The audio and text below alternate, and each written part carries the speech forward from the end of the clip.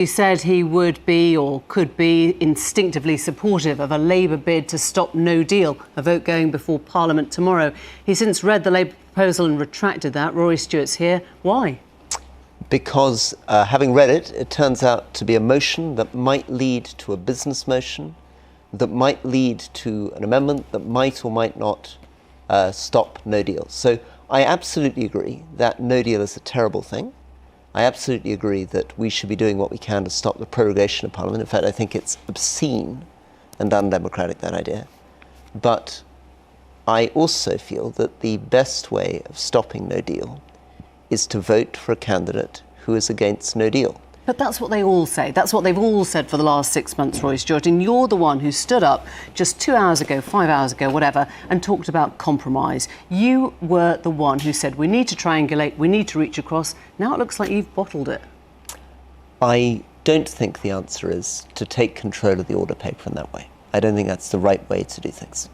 I think the way to do things is to reach across and get agreement in a responsible way as a government, and I'm standing to be Prime Minister.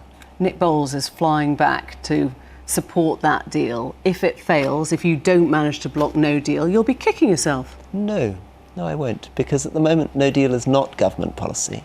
And I'm very confident that if I were to be Prime Minister, it would not happen. And if we were to end up with Boris as Prime Minister, and we haven't got a very clear idea from him yet whether he wants to lock the doors of Parliament or how he's trying to do this, but if he tried to force no deal through, he wouldn't be able to. Isn't the truth that you're worried about being out of step with your own party, that 63% of your Tory members believe in the death penalty, and you're not going to tell them they're wrong, are you? No, I disagree with my party on some things. One thing I disagree with people on at the moment is a lot of people think that no deal is a good idea, or it's a decent threat to get a decent deal out of the European Union. And it's very important to explain that no deal is not a credible threat, that pushing for no deal is going to lead to more delay and uncertainty, and that the members of the Conservative Party who are pushing for no deal are pushing for it because they want to leave more quickly. Pushing for no deal will mean that they'll still be stuck in the European Union in months to come.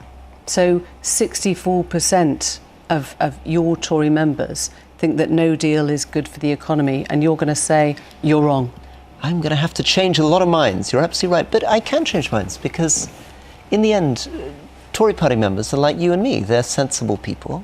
They're being sold a line at the moment that there's this thing called no deal. But as soon as I sit down in any association around the country and point out that it would be completely devastating for sheep farmers in my constituency, what the impact would be for the motor industry, and point out that, in fact, we can get a much better Brexit deal by being economically close to Europe that provides opportunities for our economy. That we're not a no-deal country, we're a yes country. Why should we be a negative country? You're relying on them being prepared to hear that message after an absolute shellacking at the polls in the European elections. There is a party with a vacancy at the top, and I put it to you that you're probably the best Lib Dem leader going right now. No, the Lib Dems are in favour of a second referendum. I am against that because I think it would be very, very divisive.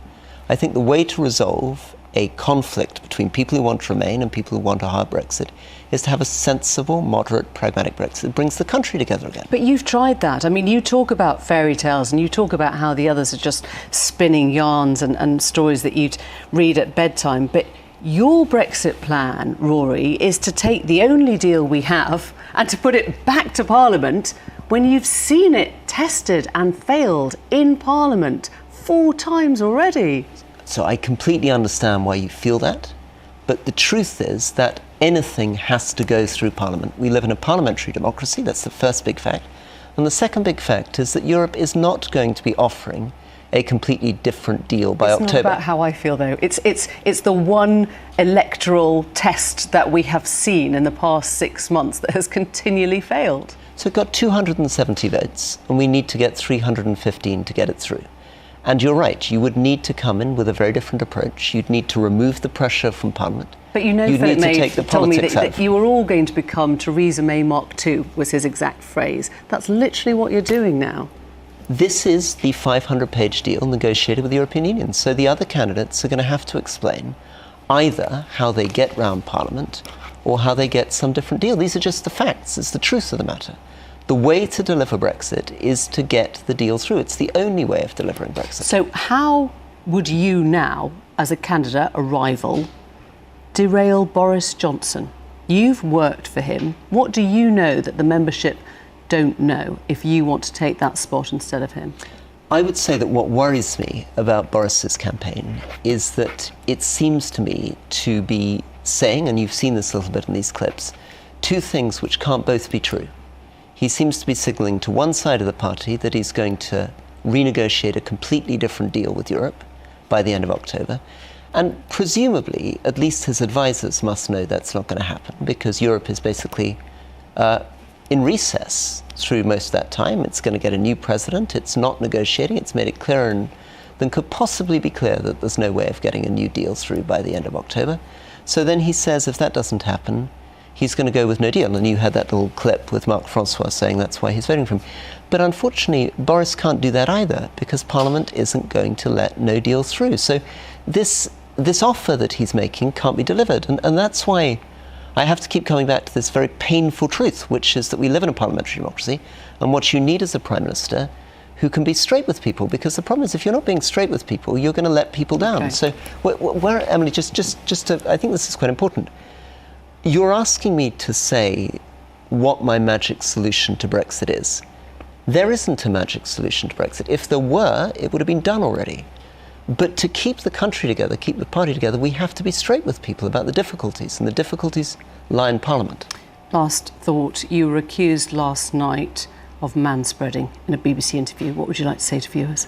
Oh dear. Well, I've kept my knees very closely together here now. Is that the new Boris This is clearly the new response. interview pose? Yeah. All right, thank you very much. Thank you. Is Hong Kong gearing up for the most serious